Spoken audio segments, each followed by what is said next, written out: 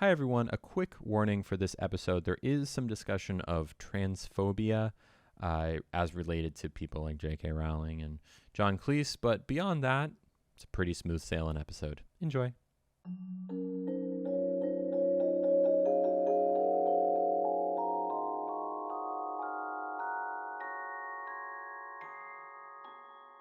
Hello and welcome to My Trans Best Friend, the podcast where me, Lily, your trans best friend, talks about all the stuff that matters to me, that I think is cool, exciting, interesting, on my mind, all that stuff. Welcome. Hi, you're here now. I'm in your ears. Hello, I'm in your ears. Or maybe I'm on your phone, like I'm sounding out of your phone and you don't have headphones in. It could be one or the other. I don't know. But you're listening to me now, and that's what matters. So hello. Now, today, we are talking about my top 10 comfort movies. Comfort movies. So what is a comfort movie? You may be asking. Legitimate question. A comfort movie is... Oh, you know what? Actually, before we get into the comfort movies, I actually have something important to tell you. My brain just skipped like 10 beats there. Before we get into it, I need to remind you that this podcast, is brought to you by Lily's Lovelies. Lily's Lovelies, of course, is a group of lovely people on Patreon and Discord that supports me and all the content that I make.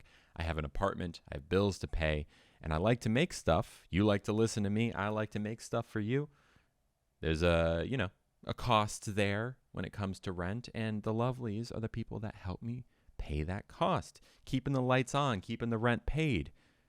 The two people I want to point out from the Lovelies, Dakota and Caitlin, they are the elite level sponsors that are doing the absolute most to help me keep this boat afloat. So thank you, Caitlin and Dakota, and thank you to all the Lovelies who support me. You can become a Lily's Lovely at patreon.com/LILLYTINO. Starts at $5 a month. Okay, comfort movies. Let's talk about comfort movies. What is a comfort movie? I think there's a lot of different definitions you could put to a comfort movie. I think a lot of it is nostalgia from when you were younger, or maybe not even younger, just nostalgia from a time gone by, right? You can have nostalgia for a movie you watched when you were 7 years old all the time, or when you were 15 in high school and it blew your mind, and you've been watching it once a year ever since. Or maybe it's a movie when you're sick, you always just put it on and it makes you feel better, or helps put you to sleep. I think comfort movies can come in many different shapes and sizes. It can be any genre. It's just whatever is comfortable to you. So I figured that today it would be a cool idea to go through all of the movies that make me feel comfy and cozy, and do 10 of them, the top 10 comfy movies for me. So I actually have an honorable mention for this one, but it's like a super honorable mention. It would be on the list were it not for the fact that I want to do a full podcast episode about this movie. The movie is The Fifth Element. And if you've ever listened to my streams and we've talked about movies on that particular stream, it doesn't come up all the time, but when it does, I am almost always going to answer, like, people say, like, oh, what's your favorite movie? I might mention The Fifth Element. It is a movie that is ridiculously cozy for me. It's very happy, very light. It's a popcorn movie. Like, there's nothing, the movie's not trying to say, well, it is kind of trying to say something, but like, there's no like darkness to it. It makes you feel good. It's a happy ending. It's very exciting. It's like a whole new universe that with all these like fun little things happening on the sidelines that, like, for example, there's a scene where it's in the future and Bruce Willis gets like his daily ration of cigarettes that are like kind of piped into his apartment through a tube, and he pulls it out, and like it's a fun little detail that instead of it being like a little bit of orange filter and a lot of like white paper with tobacco in it, it's like a lot of orange filter and a little bit of tobacco, right? Like it's just like little details like that where it's like, oh, the care and love was put into the construction of this universe. And there's just like a million things like that I love about the movie. And I've been watching it for forever. Like it's one of my favorite movies. But the reason it's not higher up on the list is because there's a Fifth Element expert who actually did a whole podcast about the Fifth Element. And she knows way more than me about the movie, has agreed to come on this podcast, to discuss the movie with me. So I'm going to wait until she is available to really dig in with me. Okay, so I want to just give it, it's due here, but also not give away too much before our friend Beth comes on. Okay, let's get into number 10. And this one, okay, comfort movies oftentimes are older movies, or movies that when we watched it at the time didn't necessarily seem like there was anything at all problematic about it, right? Movies that, before the Me Too movement, before we were old enough to have critical thought about agency and things along, just before we were grown-ups. You can watch a movie a million times and never realize that a scene in that movie is just like, oh no, that's bad. Like, don't do that. There's something wrong. Why'd they do that?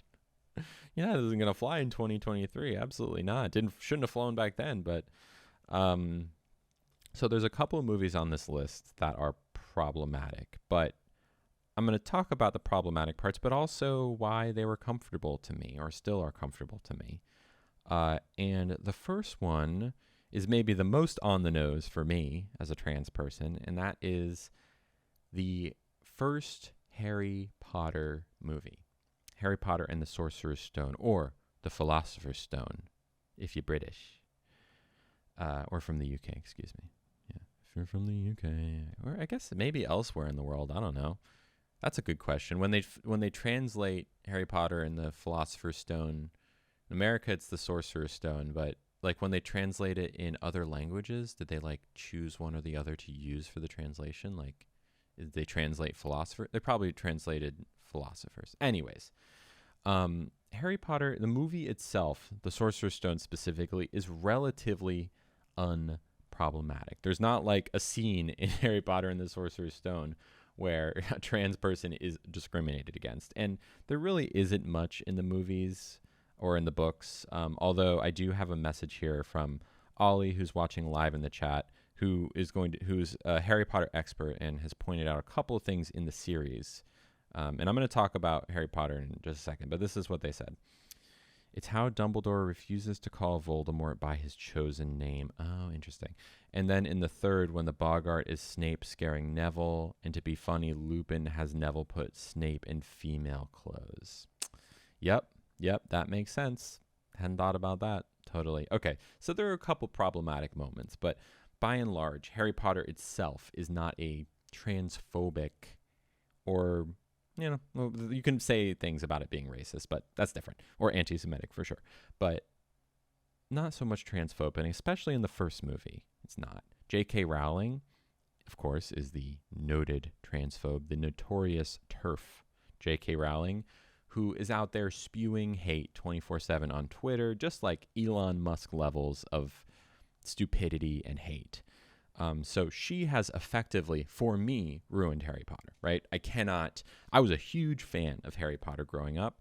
I was at the book launches when I was old enough, like the 7th book, I shaved my head and I was Voldemort at the premiere. I was there at the theme park. As soon as it opened, I was like 7 a.m. in line, got the early hour, you get an extra hour at 7 a.m. if you show up. And you have to pay for it. I did that. I was like in the front of the line for the wand shop, like, oh, pick me. They didn't pick me. Spoiler. I was just so enamored with Harry Potter. I listened to the podcasts. I watched the movies. Of course, I read the books and all this stuff. Like, I did Harry Potter trivia. You couldn't be a bigger Harry Potter fan than I was at that point. But of course, as time went on, the first thing that happened was J.K. Rowling kind of was like, oh, Dumbledore was gay the whole time. It's like, huh. At the time in, 2011, we were like, okay, cool, progressive. We like it. Good, J.K., good. But then it kind of, as time went on, she made it clear that she's a fan of the LGB, period, not T. She didn't like the T at all. And that was tough for a lot of us and a lot of Harry Potter fans. And I know there's a sect of the Harry Potter fans out there who are reclaiming Harry Potter, and that's all great, and I totally respect that. I just don't have any interest in it. That's what I'm going to say about the problematic issues with this movie, because it's a whole kit and caboodle. We could probably talk about it for a whole podcast episode, but we're not gonna, because this is about the comfort of these movies, okay? Harry Potter and the Sorcerer's Stone is a movie that I saw in theaters opening weekend. It came out in 2001, which means I would have been in second grade, I think. Yes. I remember that in Columbus, Georgia, when I was growing up, there was like a pretty big anti-Harry Potter movement, because the city I was in was like very religious. And that means that for them, Harry Potter was witchcraft. I remember at a certain point, a couple of years after that, like once it was all on VHS and stuff, at the end of the year, a teacher decided to show Harry Potter for class, right? And I remember walking down the hallway and seeing a couple kids sitting outside. And like, why are you guys sitting outside? They're watching a movie in there. They're like, yeah, we're not allowed to watch it because our parents said it's witchcraft. It's like, whoa. But with that context given, the local movie theater, what was it called? The Hollywood Connection? Something like that. I remember they had like decorated all of the box office with like vines and stuff, and like I think owls or whatever. Everyone was very excited for this movie because Harry Potter fever was just starting. I want to say that by 2001, the third or fourth book was coming out, so we were still, we didn't know everything yet. We didn't know how it was going to end. I think at that point we knew there were 7 books, and I remember watching the movie and being like, as a second grader, oh, this is my personality now. Like the whimsy and the magic and specifically the music, which in my opinion is the best part of this movie and the second movie as well, just transported me to a place that I needed to go. The idea that you could be special. This is what a lot of young adult books do, is that it identifies a way that you are different from everyone. You're special. You can do magic, or, you are divergent or whatever. And you therefore get to lead a more exciting and special life, right? Like it kind of hits on the thing that teens all start to feel, or young adults all feel, is like, wait, am I going to just be like a boring grown-up? Is that where things are headed right now? Like, I'm changing. My body's changing. I don't understand. I don't want to be a grown-up. I don't like the way that grown-ups are. And young adult books, Harry Potter included, offer this like alternative, right? No, actually, you can be special. You are special. You can escape. You can go and do this cool thing and not have to like be a grown-up, basically. This movie encapsulated that idea perfectly. And my favorite part of any of these different kinds of movies, be it Hunger Games, be it Harry Potter, be it whatever, is the moment when the protagonist, in this case Harry, realizes that they are special and starts to learn about the world as it actually is. Okay? So in Harry Potter, that means the letters start coming, right? Shiver down my spine just now. First, he's like sad, oh boy, I live in the cupboard. the letters start coming. That's when he has an inkling. Wait a minute, am I special? He finally gets to read the letter. Yes, I am special. Specialness confirmed. You're a wizard, Harry. He then goes on a tour of the world, right? He gets to go to Diagon Alley. He goes to all of the special stores. He's like, oh, no, actually in this world, you get to have an owl. Ooh, you get a pet when you're so young. Normally you don't get that kind of responsibility, but you do now. Ooh, no, in this world we fly on brooms. In this world, we get candies that make our, I don't know. They have like all these different cool universe things, these cool little details that really immerse you in the universe, but they take you away, right? It's like, this is your life now. And like in the Hunger Games, it's a similar thing, right? They go on a tour of the big, rich city and see all of the crazy stuff that they do in the universe. And this moment happens in every movie that is like this. And the music of this movie really underscores that feeling of specialness, of escapism. It just takes you away because it is by master composer John Williams. John Williams composed everything from the Jaws theme, Jaws, the soundtrack, all of the original Star Wars movies, John Williams, Home Alone, and a billion, like Harry Potter, a million other movies. Like, just if you don't know John Williams, I'm shocked, but look him up and just look at his record. He knows what he's doing. He's incredible. So I, for many years, would put on Harry Potter in the background, and I could pretty much like quote it top to bottom. It was just like on in the background whenever I was feeling sad. Is comfortable, normal, easy to watch. I haven't done it in a while. Maybe I will at some point. I don't know. Maybe I'll try and reclaim it, but it's been a while. But I did want to mention that one because it is so important to me. Number 9 on top 10 most comfortable movies.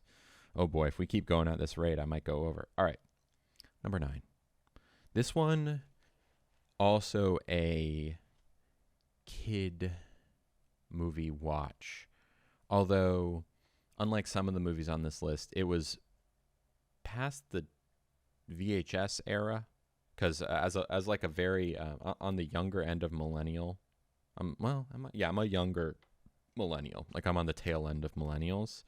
I had like a dalliance in VHSs. So, when I was 5, 6, 7, maybe even 8, that was when we had VHSs, and beyond that is when we started moving over to DVD. Okay, so this movie that I'm about to talk about is firmly in the DVD era. DVD is primarily how I watched this. I would say that I discovered it 5th or 6th grade as I was entering puberty. And I will say that this movie informed my sense of humor in a big, big way. It is the one and only Monty Python and the Holy Grail. A movie from the 70s, I think, from British comedy troupe Monty Python.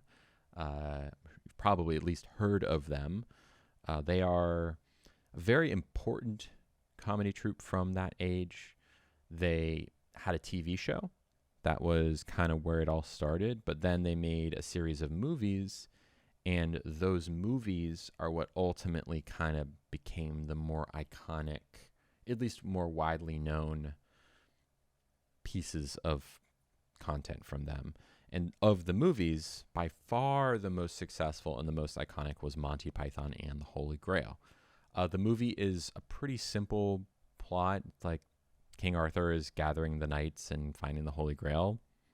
But that's kind of just like a background for the jokes that are happening, because it is a comedy movie. It's about, it's an absurdist comedy.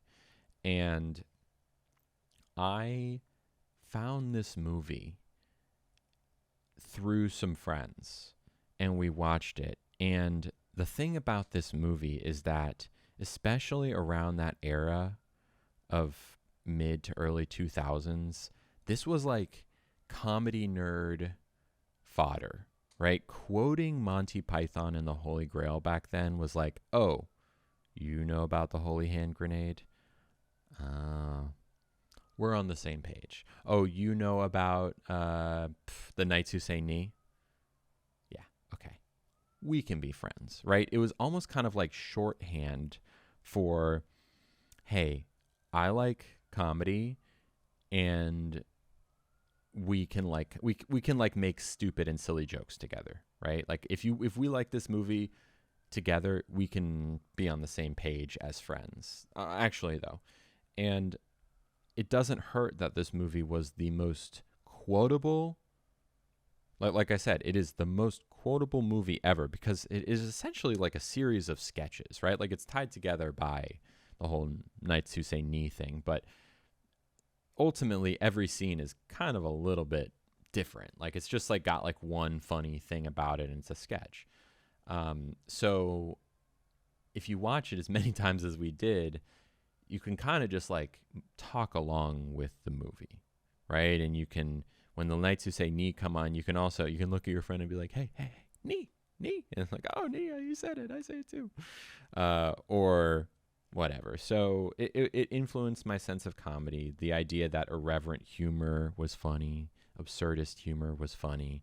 Now, 2023, of course, we got to point out, we got another turf involved with this franchise, John Cleese. Even though he's still alive, I say R.I.P. because he might as well be dead to me. Turf level nonsense coming from that guy. He was in the movie as well, and he's funny in it. But what are you gonna do? It's one of those movies I might watch again, but I would kind of just like shield my eyes from John Cleese because I don't want to look at him.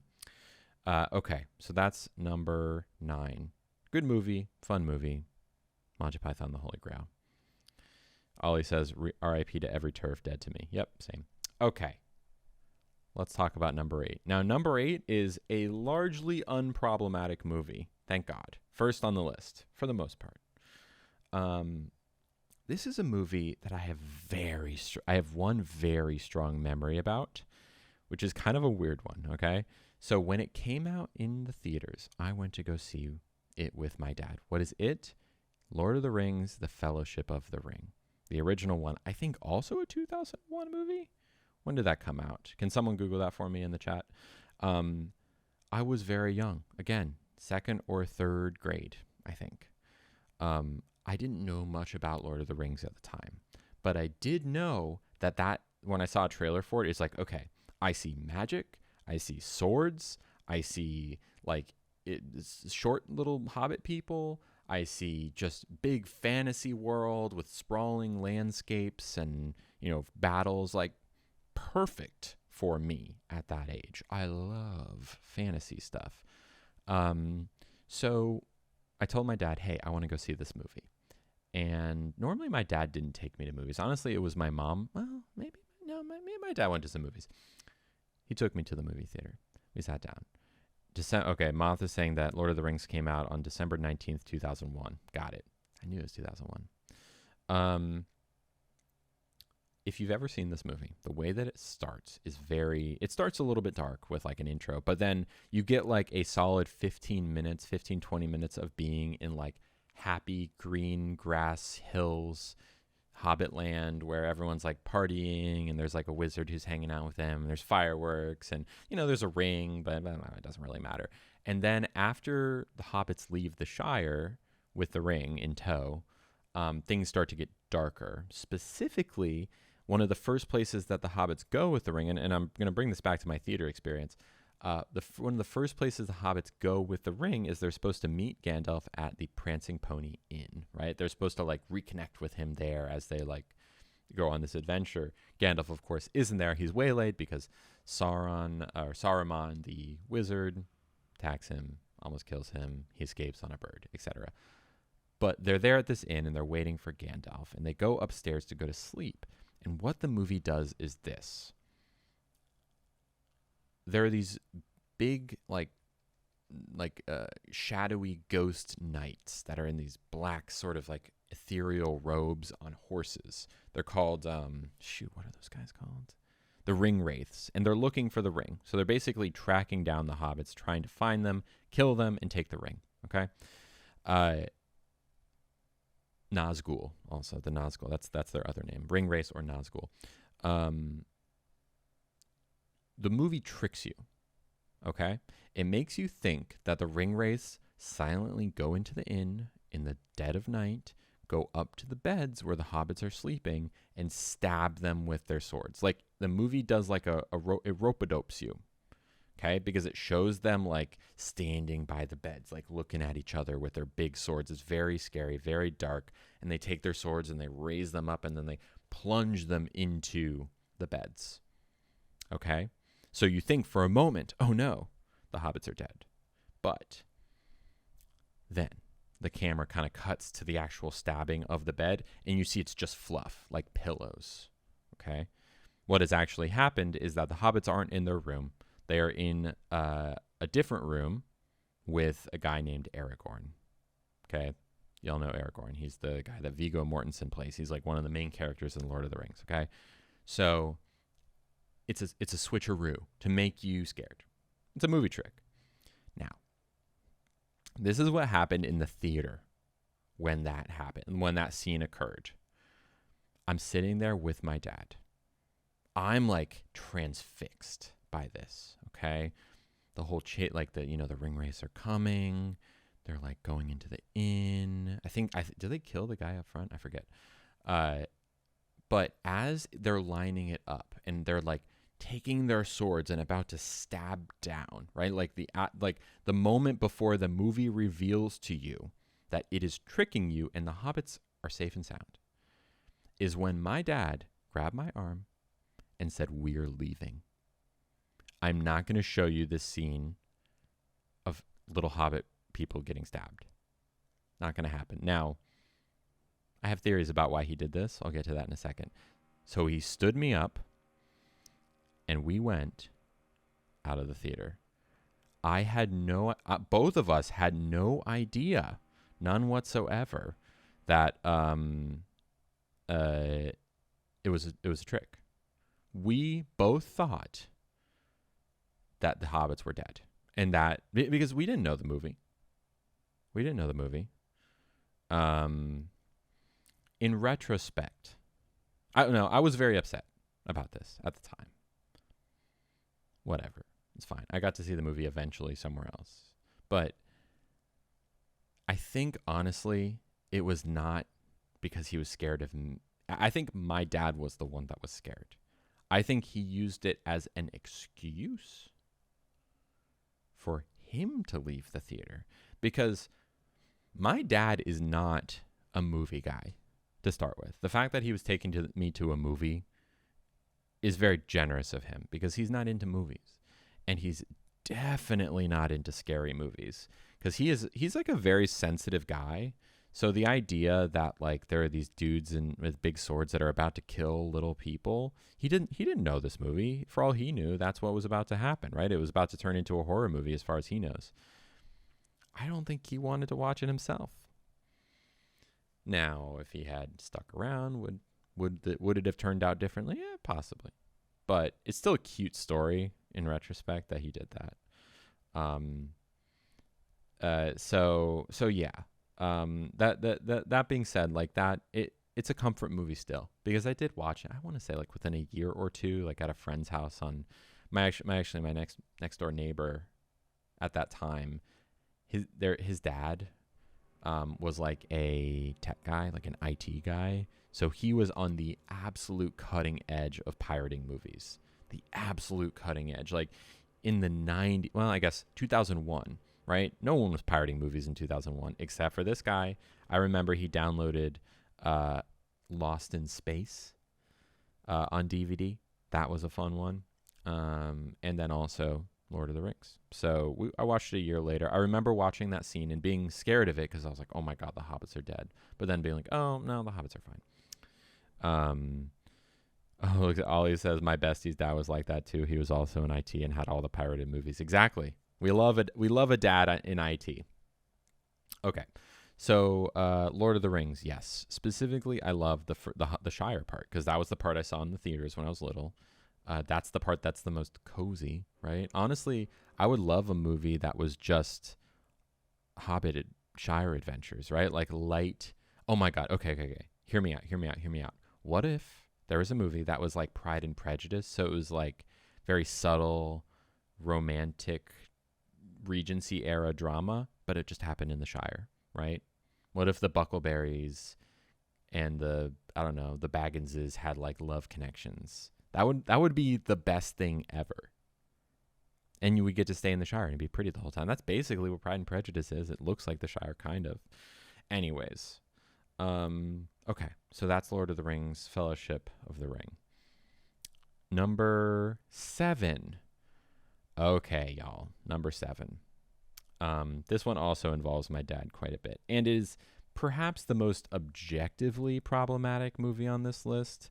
Unlike Lord of the Ring, or unlike Harry Potter and Holy Grail, which has, transphobic players that are separately doing things, this movie is not a great one. This movie is a early 80s movie. Moth can maybe double check it for me. Called Stripes. Have you heard of the movie Stripes? I'm gonna guess 81. Okay, this is pre Ghostbusters Bill Murray. Early stage Bill Murray, one of his first few movies. And I want to preface this by saying this movie is steeped, like hard-boiled in misogyny. Yes, and Harold Ramos. Yes, Jens. Talking to the chat, by the way, for those listening.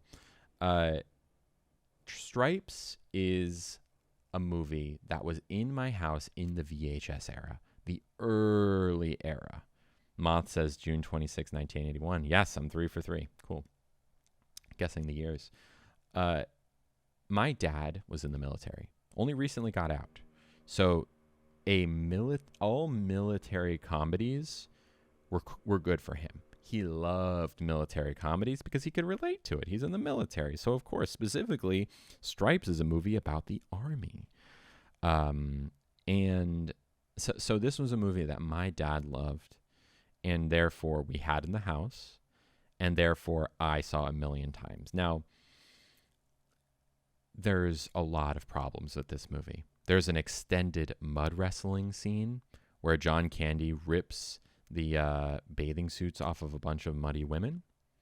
There's a scene where a military corporal or something is spying on women in a shower, just like soaping each other up, basically. So just pure male fantasy, right?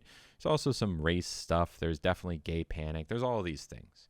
However, we're going to set that aside. This is a movie that my dad gave to me, right? Like he showed me this movie, like Lily or Nick at the time. This is a movie that I think is hilarious, and I want you to find it hilarious too. And I was like, okay. And also, it was rated R, which means that I was automatically going to be liking it because it was forbidden. I'm not supposed to see a rated R movie. I'm like 7 or 8 years old, right? Like, I can't watch Stripes. Stripes? Oh my God. It's rated R. There's boobs in that movie. So I watched it with my dad, I remember. And of course, we fast forwarded through the boobs. I wasn't allowed to see that. I'll get to that in a moment because God knows I found a way around it. But it was just like, at the time, because my dad was laughing, and there are some really funny parts of that movie. It's Bill Murray. Like, it's Bill Murray, honestly, at his funniest.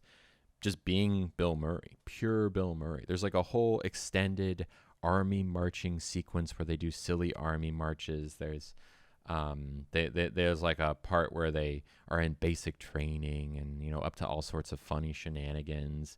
It was just a movie that was shown over and over in my house. My dad loved it. So when I watched Stripes, I remember spending the time with my dad.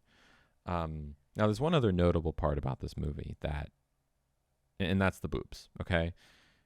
Of course, when I was watching it with my dad or, watching it and other people were around, I was the only one watching, but maybe my mom was in the kitchen or something, I would get the boob part fast forwarded. There's 2 boob parts, right? There's the boobs that were in the shower scene and the boobs from the mud wrestling scene, okay? There was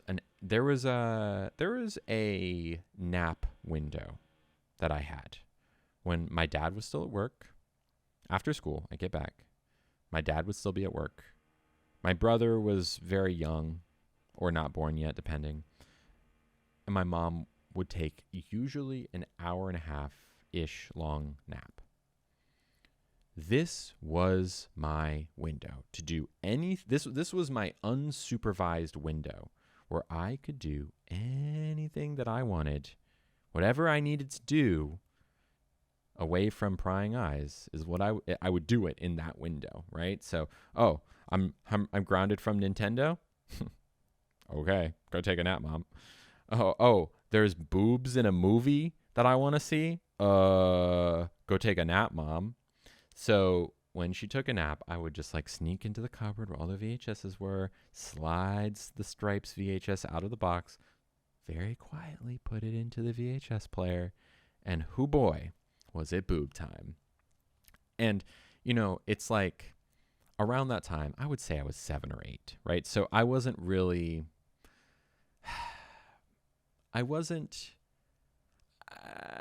quite in puberty yet. Okay, so it wasn't like, oh my God, these women are so hot. They were very attractive women, but it was less that. Honestly, the more I think about it, it might have been like more of a fascination with something I didn't know or hadn't seen before, and also maybe some like early transgender euphoria moments, right? Like, God, I want that. I wish that was me, or I want to grow up to be like that kind of thing.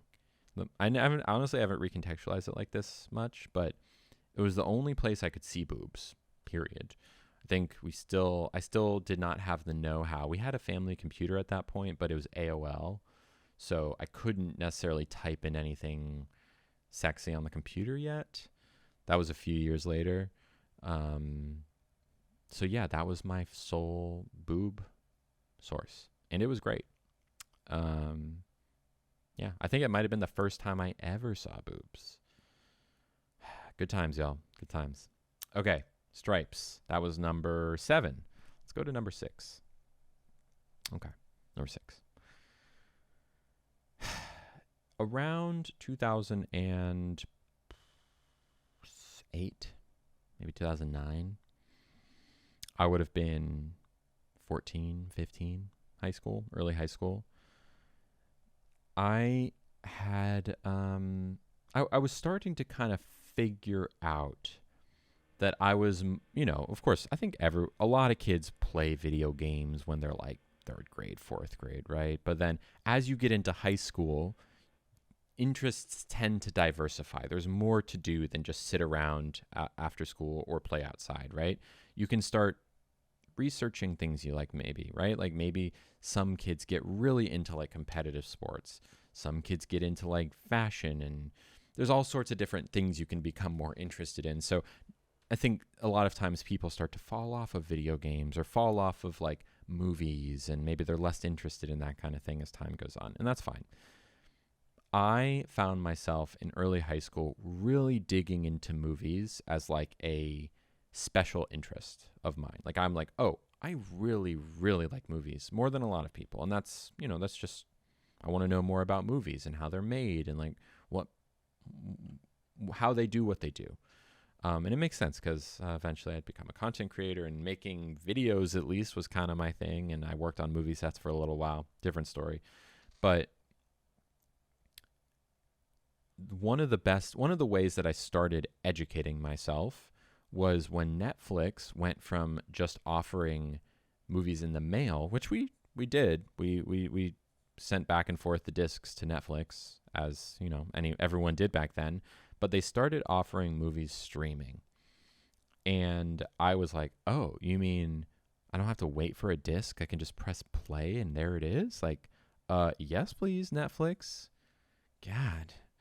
And one of the first movies that they offered on streaming was a movie called The Shining.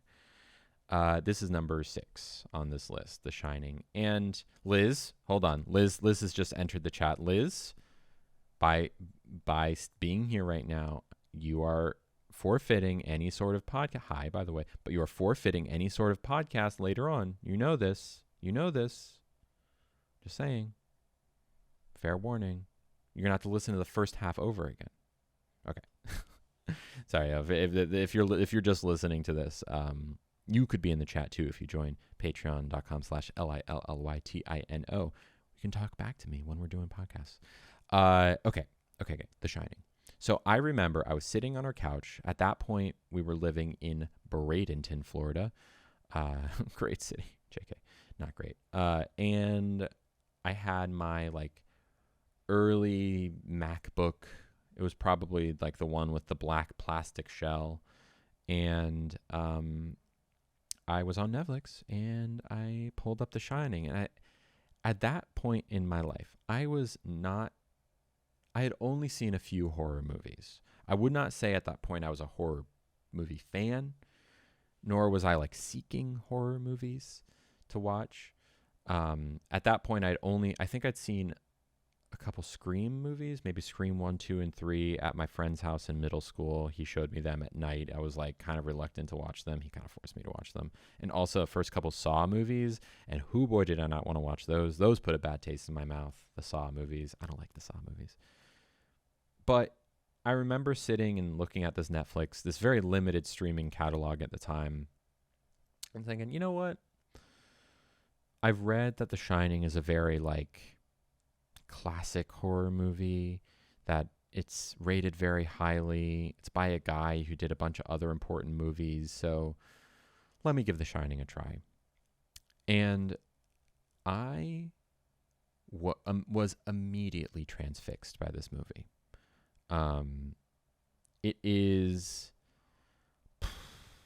It's not like a regular horror movie, right? Because the guy who made it, Stanley Kubrick, his whole thing was he wanted to make a classic movie in every genre, right? He made his classic war movie, Full Metal Jacket. He made his classic horror movie, The Shining. He made his Regency one, Barney something. I forget what that one's called. It's like the 90s one that no one talks about. He's done every single genre, right? So it's not like he really made it a slow burning, just creeping, haunting movie that basically no other horror movie I've seen has been able to achieve in the same way. It is so creepy, but also just so gripping. Most horror movies are 90 minutes long. That's the average length. Sometimes less than 90, like 85 minutes, right? Because you can only keep someone in the scare zone for so long before they start to drift off, right? The way that classic horror works is there's 30 minutes of like, everything's cool, maybe some hints of some stuff that's wrong. Oh, kid, they're showing up at a summer camp. You're getting to know everyone. Everyone's very horny. Oh no, so something you think has gone bad. Oh no, it's not bad. It's fine. And then Act 2 is like, oh, wait a minute. So-and-so just disappeared, and you see them get killed, but no one knows that there's a killer on the loose, right? Like, people are getting picked off, but you don't quite know. And then Act 3, the last 20, 30 minutes is everyone knows that there's a killer on the loose or something bad is happening. People are dying left and right, and it climaxes, right? That's the classic horror structure. Kubrick threw that out the window. He said, hey, I am going to make this movie a slow burn about a man going crazy and killing his family, or trying to kill his family. And we're not going to get too much into the movie itself, but I do want to tell you that I remember sitting on the couch watching this movie and thinking, I love movies because of this movie. This movie is making me feel something that no movie has before. It's making me feel terrified. It's making me want to know more about what's happening, right? Like The Shining is a movie that doesn't tell you everything, right? And especially the ending, it leaves pretty ambiguous. It's like, well, what was it? Wait a minute. He was there the whole time? Like, doesn't make any sense, right? There's interpretations. There's documentaries that are all about the different interpretations. It's crazy. People still talk about this movie all the time. It's a very important movie. So I remember that being a movie where I kind of clicked into being a cinephile. I like movies. That's a big part of my identity now. This movie has helped me realize that I love movies and potentially even want to make movies when I grow up, which I kind of am. So, The Shining. Now, there's one other thing I want to say about The Shining. Yes. Did you know? Fun fact, Lily's Lovelies. Fun fact. The person who composed The Shining score, which is maybe one of its most haunting and effective pieces, as well as the score for A Clockwork Orange, another Kubrick movie, was a trans woman. Did you know? Did you know? Her name? Wendy Carlos. Google her. Wendy Carlos. One of the first, one of kind of like the bedrock members of the synthesizer music movement. Okay, because if you think about the Shining soundtrack, it's very, very much like a synthesizer. It's like a lot of synth, like a lot of haunting synth. Wendy Carlos was on the ground floor for that, and has an important part to play in music history, and was out as a transgender woman in like the 60s and 70s, which is crazy. Crazy. Can you imagine walking up to someone in 1969 and saying, hey, I'm transgender. It wasn't transvestite. It wasn't transsexual. I'm transgender. People don't even know what gender was back then. They had no idea. And this was a woman not just living, but living and contributing to music history actively. Wendy Carlos, trans hero. Okay? She actually, so she did those two scores, Clockwork Orange and The Shining, and then kind of just like settled into, I think she made like a Beethoven album. I don't really know what she did after that. I feel like she didn't do a whole lot. Doesn't really matter. She made her mark. Okay. The Shining was number 6. Let's talk about number 5. Ooh, this might be my most favorite movie on the list. Ooh, okay. I'm excited to talk about this one. I don't know about the favorite, but it's definitely a particular, we're getting into like extreme coziness territory here. All right. So growing up, one of my obsessions, and this was a product of the time, this is me being a 90s kid. I understand that, it's because of the time I was raised. I was big into Power Rangers. Oh my God, did I love Power Rangers. The TV shows. There was, of course, the Mighty Morphin Power Rangers. Then came the Zeo Rangers. They would like reiterate on the Power Rangers, the idea being that there's 5 teenagers and they're all actually really special and they get powers and they can kind of like morph into these suited up superheroes that fight evil.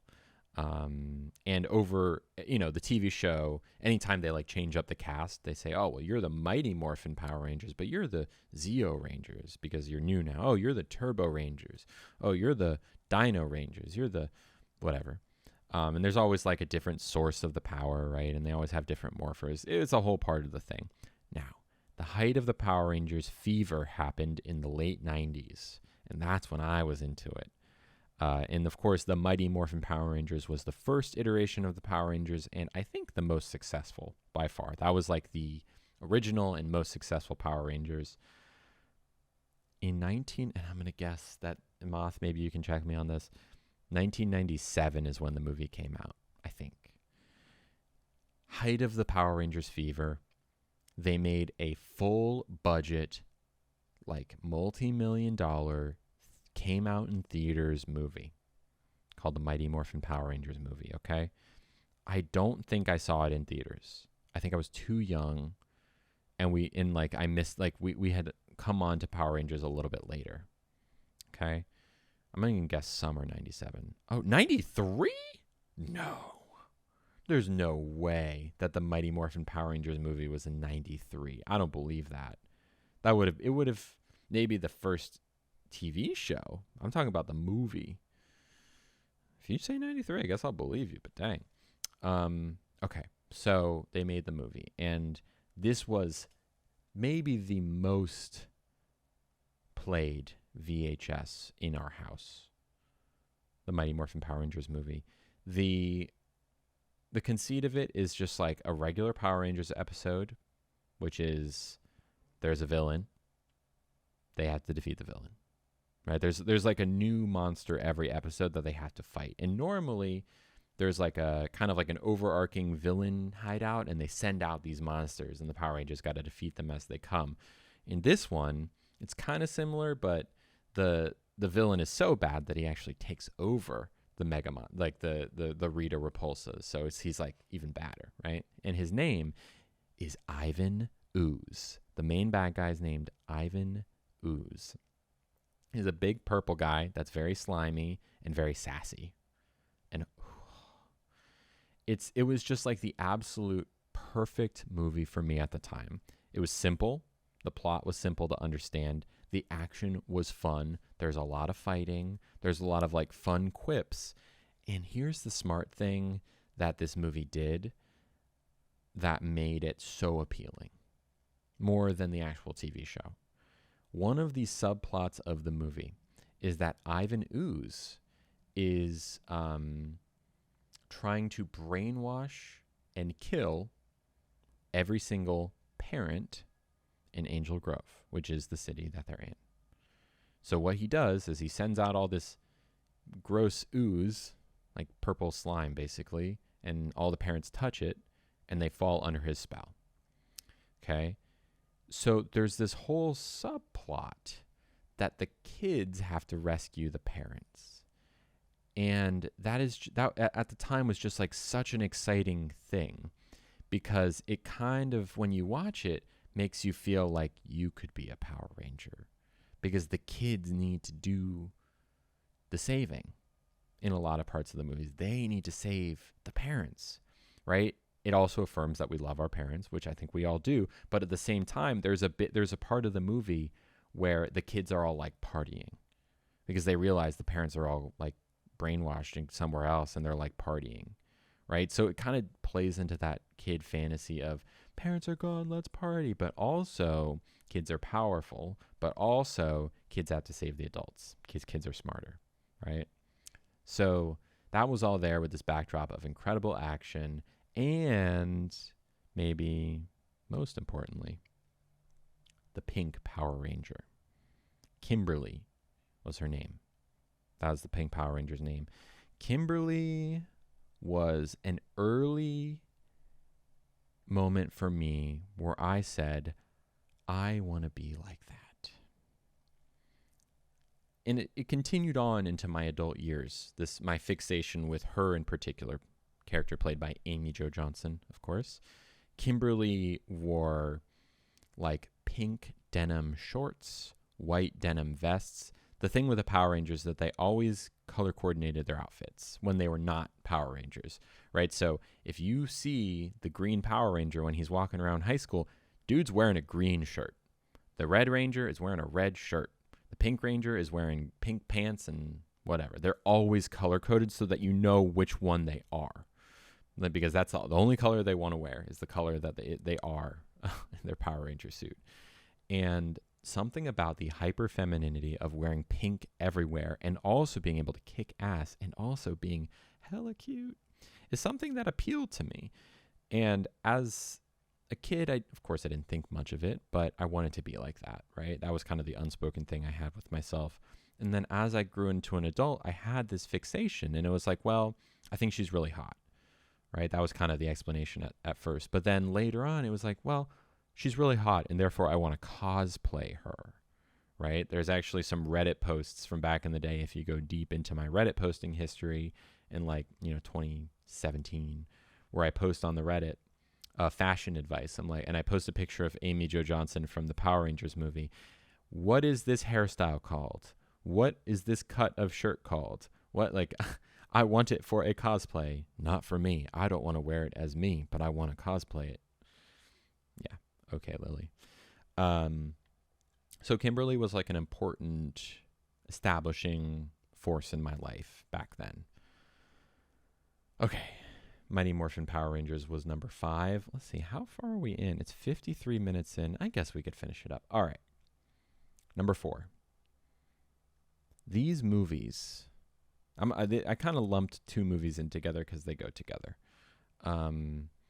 Another one of my on repeat VHSs, plural, was the Star Wars movies. I loved Star Wars growing up. I still love Star Wars somewhat. I'm not like a mega Star Wars fan like I have been in the past, but in 1997, they re-released all of the original 3 Star Wars movies. That's A New Hope, Empire Strikes Back and Return of the Jedi. They re-released them, and they like redid the special effects. It's controversial. Whatever. I don't care. These movies were worn out by our VHS player. And specifically, of those three movies, I would watch A New Hope, which was technically episode 4, and Return of the Jedi over and over and over again. Why not Empire Strikes Back, you ask? Because it's a bummer. And when I was 8 years old, I didn't feel like watching a bummer movie all the time. It's sad. It's dark. Now, objectively, is it one of probably the best Star Wars movie? Yeah. But I didn't care at that point. It was like, oh, Luke gets his hand cut off. It ends all sad, and this is like not really a happy movie, and a lot of betrayal happening. And it just wasn't good for me at the time. I saw it a bunch of times, but A New Hope is happy. It has a happy ending, and so is Return of the Jedi. So I watched these movies over and over and over again. So, you know, the linking piece between this one and one of my previous movies is the music. And that is a score by John Williams. John Williams composed the score for all three original Star Wars movies. I'm pretty sure every Star Wars movie, every main line, like episodes 1 through 9, I think that was all John Williams. And this music was just so iconic and gives a flavor to a movie that is just so grand and exciting, and like it just elevates a movie in such a way when it gets a John Williams score. And I think that Star Wars kind of does a similar thing to Harry Potter and to a lot of young adult fiction, where it says, hey, you young person living your boring young person life, destined to become just like your parents and live a boring life like they do, right? Like that's, you know, it's not the reality of the situation, but that's kind of what it's saying. You are going to get plucked from obscurity because you're special. Or you're a wizard, Harry, or, you know, you can do magic or whatever. There's a bunch of different iterations of it. It takes a young boy, Luke Skywalker, says, hey, Luke, you're actually very special. You can do magic, the Force, and you are now going to come and save the world with us, right? And have a really exciting time and fun. It's going to be cool, right? So that's kind of, it's like a similar appeal to that of Harry Potter. Hunger Games, I guess, does it too, right? Like actually, I don't know if Hunger Games does it. Maybe Divergent is more of the on the nose example. But anyways, you pluck Luke Skywalker out, you get to learn about this world, right? They sit down, they tell you about the Force. The Force. Ooh, what is it? You get to move stuff. Like you get a cool laser sword. Okay, I want a cool laser sword. I want to cut out. I want to like go to a space bar and get in a brawl with someone, and they get their hand cut off. I want to like go and sneak around a big spaceship and meet like a big dude in a cape that I'll later learn is my father. Or, you know, I want to go to a big green planet and, you know, hang out with all these cute little Ewoks. Like there's all these, it's just this fantasy that really hit me at the right time. And Star Wars, especially in like early high school, was very much my personality. I was like, had Star Wars bed sheets. I listened to Star Wars music all the time. Like if someone wanted to talk about Star Wars nerdy stuff, I was there. I wanted to talk about it too. I even started reading some of the novels. Like that was my level of Star Wars nerdiness, and it continued into my adult years, right? Like, you know, I still watch Star Wars stuff. I still like it, but I don't know. As I've started my transition, I've found myself less hyper-focused on franchises overall, Star Wars included, like Marvel, Star Wars. It's like, okay, maybe I'll like dip into it if I have time kind of thing. But yeah, it was a foundational thing. Another like this is why I love movies type situation. And if someone wants to watch Star Wars movies, I'll very rarely say no. The original trilogy, that is. Okay, number 3. Oh, number 3 is a fun one. Okay. I'm going to give this is going to be a pop quiz, okay? You have to name the movie. So chat, get ready, and you can play at home as well if you're listening later on. This is a movie This is a movie that came out. I'm going to give you a year to start with. 1998. 1998. The turn of the century, almost. It is a movie that is about being trans. Okay. This might trigger something in your mind. It's not Mulan, Ollie. Mulan is about being trans, isn't it? Dang, I didn't think about that. Wow. Mulan literally is out there transitioning. Mulan is a trans mask. What? Oh my God. She didn't have to go. She could have let her dad go. She's like, no, Dad, I'm going to go get that gender euphoria, baby. I'll make a man out of you. Dang, Donny Osmond singing about trans people. Was Mulan in 98? Okay. I'll keep going. So 1998, it's about being trans. Okay. I'm going to give you another hint. It has trans directors. That's a big hint. 2 trans people directed this movie. Okay. Do you know it yet? No? Maybe? Yes? No? Kind of? Okay, here's another hint. The trans directors did not know they were trans at the time they made this movie, but later retroactively said it was about their coming out. Moth got it. It is about The Matrix. The Matrix. Did you know that The Matrix is all about the transgender experience? No? Well, let me tell you. The 2 people that directed The Matrix, at the time they made The Matrix, were going by the name, and this is a dead name, but I'm saying it for explanation purposes, the Wachowski brothers. The Wachowski brothers. They directed The Matrix. The Matrix, of course, is a movie about someone who is special and realizes they're special and gets to live a fun, exciting life. That's besides the point. The Matrix is also a movie about realizing that the life you're living and the identity that you have is actually not your true identity, and that you need to dig deep and figure out who you actually are and wake up and start living your truth, right? In a simple way, that's what The Matrix is about, right?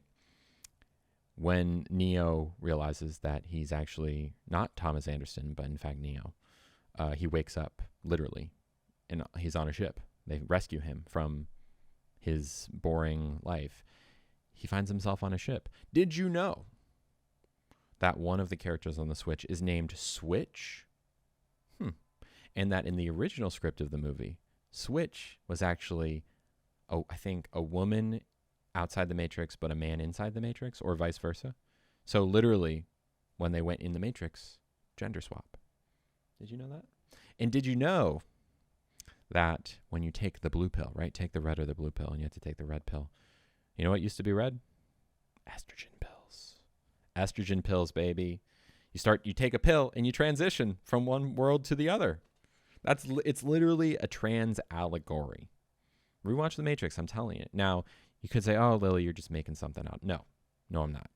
Because the Wachowski brothers both transitioned. They are both transgender women.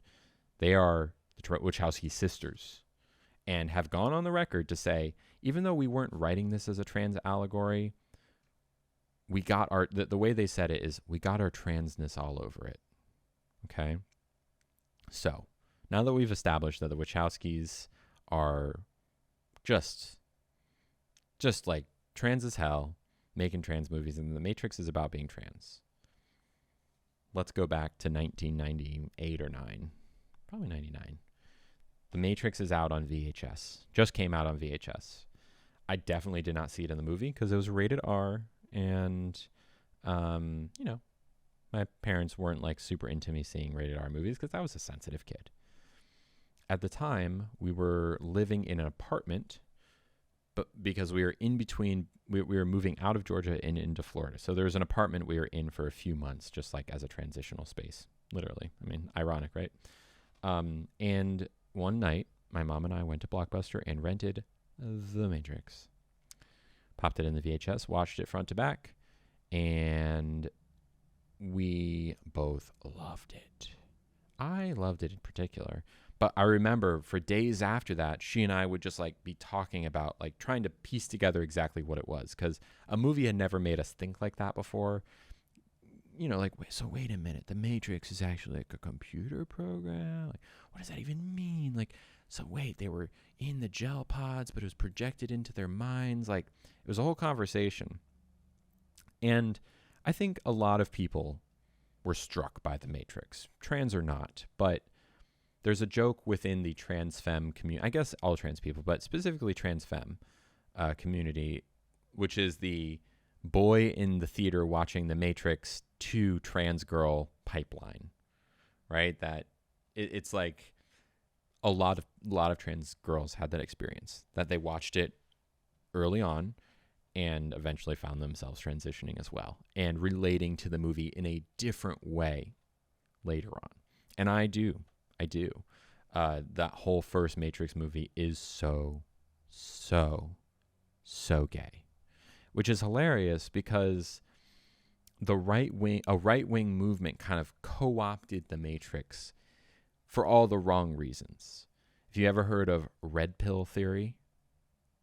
Red pill theory. It's like a very misogynistic way of evaluating relationships and women, right? Like, it's like, yes, the men are the leaders and the dominant force, and the women listen to them no matter what. Like, that's red pill theory. But they got red pill because these like incels basically watched the Matrix and read into it what they wanted to, which is like, you gotta wake up, you're a sheep. You're listening to all these people who are saying that women are equal. Like, it's not true. Wake up. And they called it the red pill theory, which is funny because the Matrix is actually literally about like being trans. Nugget, come here. Sorry, Nugget's licking his paws. I'm going to bring him up here. Come here. All right. So, yes, I look at the Matrix. I still watch it all the time. It's a fascinating movie to watch. Every time I watch it, I swear I get something new. The sequels were a little bit less exciting, but you know, it was just cool to see something happening in such an organic way. Of this massive, like, world-changing movie was actually about something in a movie that everyone likes, right? Like, conservatives like The Matrix.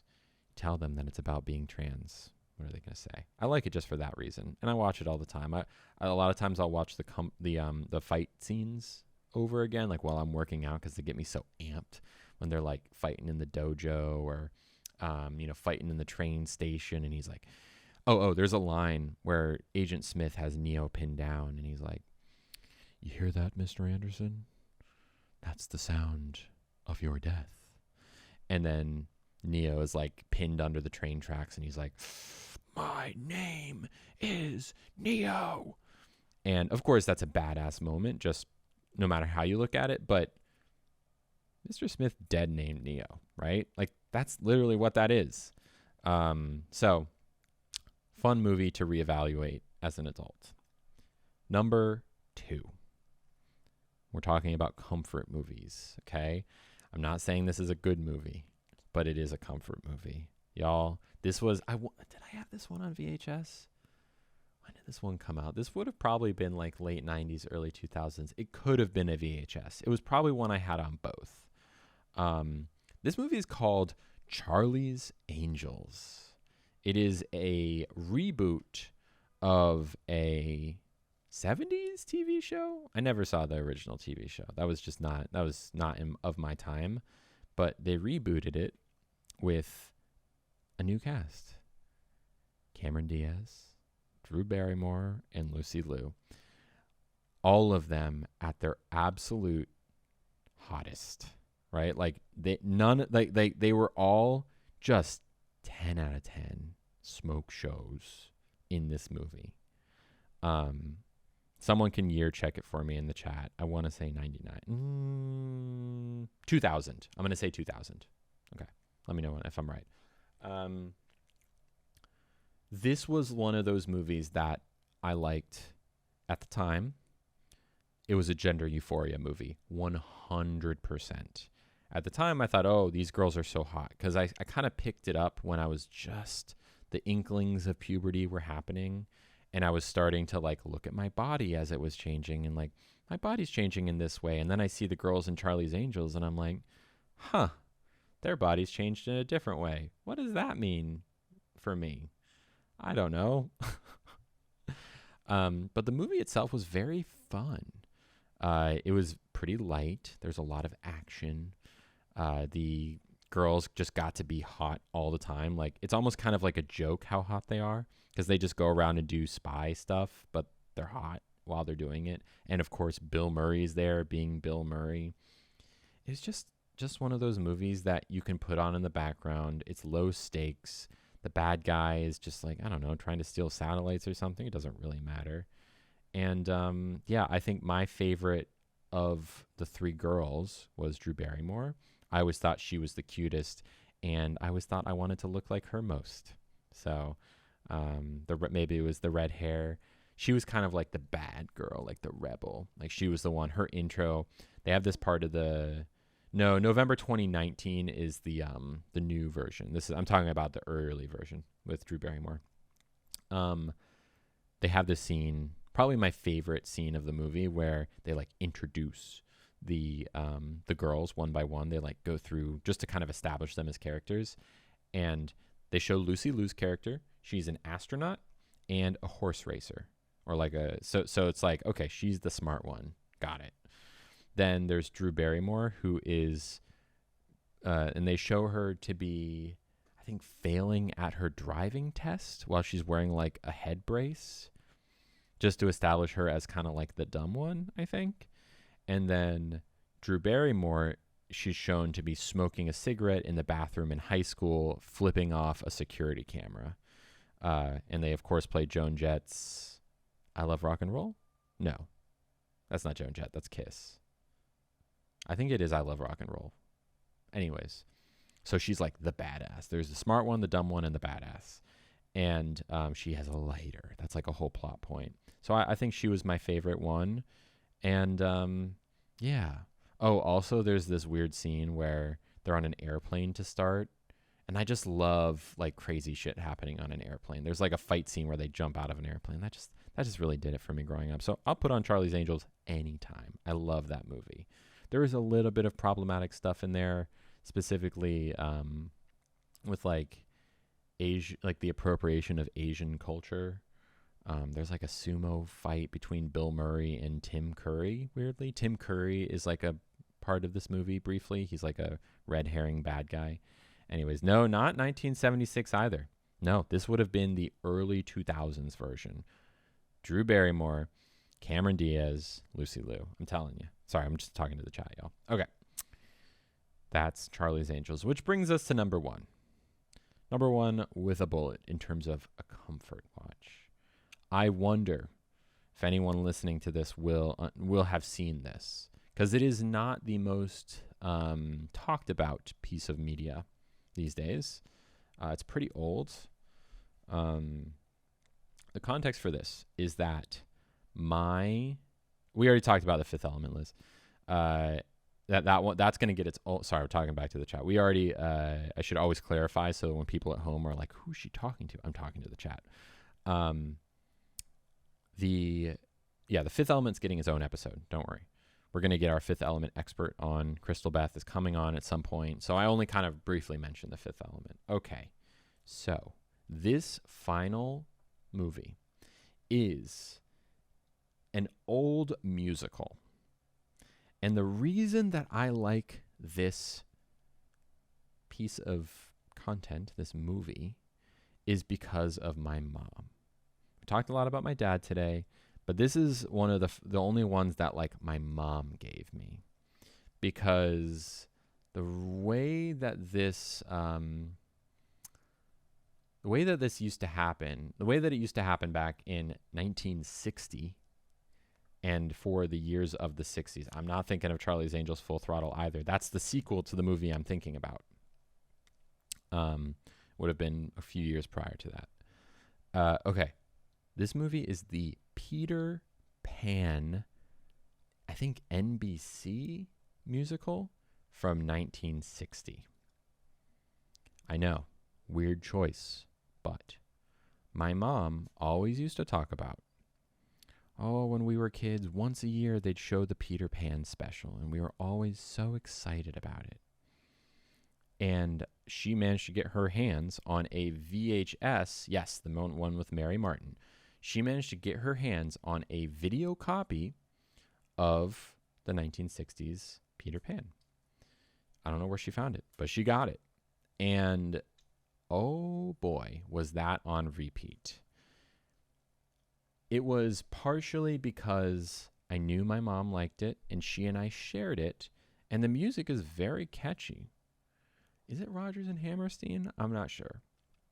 Can someone Google that? Who did the music for it? It's a very catchy show. And also, it's a very queer show. So I think a lot of that appealed to me as well. It's a staged show. So it's not like a regular movie where, they have a camera and they put it wherever they want. They're literally on a stage and they record. It's kind of like a recorded play, right? There's no audience, but they get the camera in there sometimes, but largely it's like a stage play. And what they do is like they have the big old bedroom, and that's the first 20 minutes of the movie is them like hanging out in the bedroom, and Peter Pan comes in, and Peter Pan, of course, is played by Mary Martin. Drag King? Right? Peter Pan is a drag king. It's true. Mary Martin's a woman who dressed up like a man or a boy, Peter Pan. That's Drag King 101. And the music is very catchy. It's very like old school musical sing-songy. So it's not like Hamilton where they're rapping it all, or Rent where they're talking about like real societal issues. This is like super easy, light, singing about your shadow or singing about nursery, singing about like trees and stuff, like whatever. It's very simple. And they go to Neverland, and there is some problematic stuff. Look, there is a whole musical number where a bunch of white people basically pretend to be indigenous people and sing using very offensive and outdated language. That's the whole deal with Tiger Lily, okay? Now, was that my favorite number back then? Yes, but whatever. We're past that now. The only other thing I will say is that it was a queer show, right? So you have a drag king in the lead. That's how Peter Pan works. But then you also have Captain Hook. Captain Hook has been played by a lot of people over the years. You've got the Disney animated Captain Hook. You've got the Dustin Hoffman in Hook. You've got a million other. What is it? Who was it in the most recent one? Was it Russell? Not Kurt Russell. What's the guy's name? The guy who played Javert in the Les Mis movie. Russell Crowe. I think he played Captain Hook, the most recent. Anyways, if you think there's a gayer Captain Hook than the one in this movie, I want to see him. Because this Captain Hook is so gay. He is so gay. Like, and I say this with so much love. Like Cyril Richards, who I believe is the name of the guy who played it, I'm pretty sure was a gay man and did not pull punches. Like, he is the most flamboyant and hilarious Captain Hook of all time. And there's actually a song, a duet he has with Mary Martin, does the Peter Pan in the show, where he's kind of like serenading her almost. But there's like zero, it's clear he's not interested in her. But it is like a serenade. It's like this is a gay man singing to a drag king, right? Like, it just kind of feels like that. So I don't know. That appealed to me. And then also just this thing that I share with my mom. So when I hear the song, especially like the opening song, I just kind of get a warm feeling. My mom and I share this. If one of us quotes it, the other one will quote it back. And it's just a great feeling to have that shared with anyone, but definitely your mom. So, all right. Wow. We've been going for a while here, haven't we? So to recap, honorable mention was The Fifth Element. We'll get to that in a future episode for a full episode. Number 10 was Harry Potter and the Sorcerer's Stone. Number 9 was Holy Grail. Number 8, Lord of the Rings. Number 7, Stripes. Number 6, The Shining. 5, Mighty Morphin Power Rangers, the movie. Number 4 was A New Hope and Return of the Jedi. Number 3 was The Matrix. Number 2 was Charlie's Angels. And number 1 was the 1960s Peter Pan staged musical. All right, my lovelies. Thank you for listening. Once again, if you wanted to watch this live, but you're just hearing it in your ears, specifically, if you're hearing this in your ears, right, okay, so here's the thing. It is June 23rd when I'm recording this. If you're listening to this on the podcast free feed, if you didn't pay for this, you could have had this content a week ago. A week ago. You could have had this. You were probably waiting this whole week like, dang, when's Lily going to put out the next podcast? I wish I had a podcast right now with live chat, no less. I wish I could watch this live in the Discord. Well, you could have, and you can still. There's many episodes of live stuff to come. You could be there for only $5 a month on patreon.com/LILLYTINO. The link is in the description of the podcast. And you can also just go to my socials. Anyways, I love you and stay lovely.